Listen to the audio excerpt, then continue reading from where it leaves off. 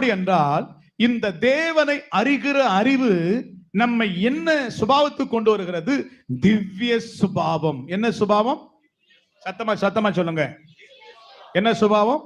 திவ்ய சுபாவம். இந்த திவ்ய சுபாவத்தினுடைய அர்த்தம் என்னதான்? மறுரூபத்தின் தன்மை. அல்லேலூயா சொல்லுவோமா? ஆமென் சொல்லுவோமா?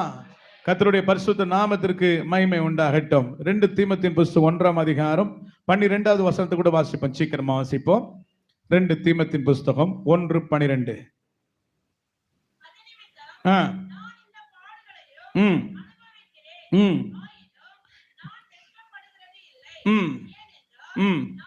அப்போ சொல்ற கடைசி சொல்றார், நான் விசுவாசிக்கிறவர் இன்னார் என்று அறிந்திருக்கிறேன். அல்லேலூயா சொல்லுங்களேன்.